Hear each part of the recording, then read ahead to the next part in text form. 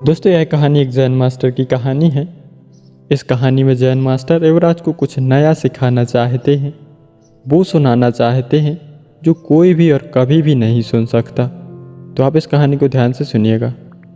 बहुत समय पहले की बात है। चाइना के एक राजा ने अपने बेटे को अच्छा शासक बनाने के मकसद से एक जैन मास्टर के पास भेजा। जैन मास्टर ने उसे कुछ दिन अपने साथ रखा। बाद में युवराज को 1 साल के लिए जंगल में अकेला रहने के लिए भेज दिया। जब युवराज लौटे तो मास्टर ने पूछा, बताओ तुमने जंगल में क्या सुना?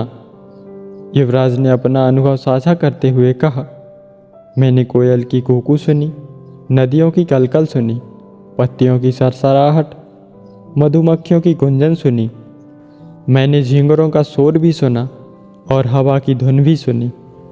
जब युवराज ने अपनी बात पूरी कर ली तब मास्टर बोले, अच्छा है, अब तुम एक बार फिर जंगल जाओ और जब तक नहीं लौटना तब तक तुम्हें कोई नई आवाज़ सुनाई ना दे।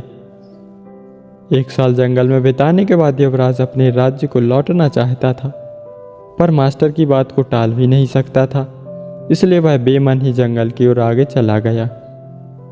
कई दिन गुजर गए पर युवराज को कोई नई आवाज़ नहीं सुनाई दी। वह परेशान हो उठा। उसने निश्चय किया कि अब वह हर आवाज़ को बड़े ध्यान से सुनेगा। फिर एक सुबह उसे कुछ अनजानी सी आवाज़ हल्की हल्की सुनाई देने लगी।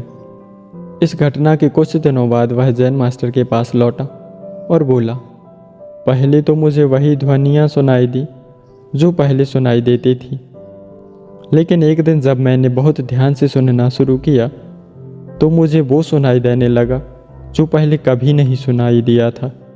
मुझे कलियों के खिलने की आवाज़ सुनाई देने लगी। मुझे धरती पर पड़ती सूर्य की किरणों, तितलियों के गीत और घास द्वारा सुबह की औस पीने की ध्वनियाँ सुनाई देने लगी। यह सुनकर जैन मास्टर खुश हो गए और मुस्कुरा कर बोले, अनसुने को सुनने की क्षमता होना एक अच्छे राजा की निशानी है, क्योंकि जब कोई शासक अपने लोगों के दिल की बात सुनना सीख जाता है तो वह प्रजा के बिना बोले ही उनकी भावनाओं को समझ लेता है।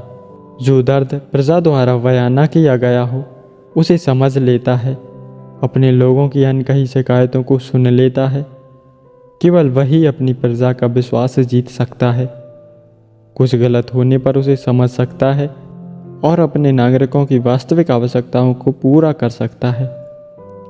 दोस्तों, आपको अगर अपने फील्ड में एक्सपर्ट बनना है, लीडर बनना है, तो आपको भी सुनना सीखना चाहिए।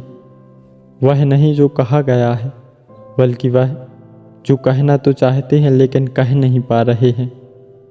यानी आपको युवराज की तरह बिल्कुल सतर्क होकर अपना काम करना चाहिए और अपने साथ काम करने वालों की ज़रूरतों और भावनाओं का ख्याल रखना चाहिए।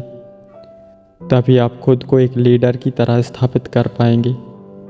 जो व्यक्ति छोटी छोटी बातें और ना कहने योग्य बातें भी समझ जाता है, केवल वही अच्छा लीडर होता है। एक राजा को प्रजा की बातें भी सुनने की क्षमता होनी चाहिए, जो प्रजा में कहने की क्षमता ना हो। दोस्तों, आप अपने जीवन में अपना स्वभाव जितना शांत रखेंगे, आप उतना ही दूर का सोच और सुन सकते हैं। जब आप दूर की सोच रखते हैं और दूर का सुन सकते हैं, तो आप अपने जीवन में अच्छा लीडर बनकर उभरते हैं। तो अपने जीवन में लक्ष्य को प्राप्त करने के लिए शांत स्वभाव अवश्य रखें। तो दोस्तों, आप लोगों को यह कहानी कैसी लगी कमेंट करके ज़रूर बताना, और इसी तरह की कहानियाँ सुनने के लिए वीडियो को लाइक करें, शेयर करें और चैनल को सब्सक्राइब करें। मिलते हैं अगली वीडियो में एक और नई मज़ेदार प्रेरणादायक कहानी के साथ। धन्यवाद।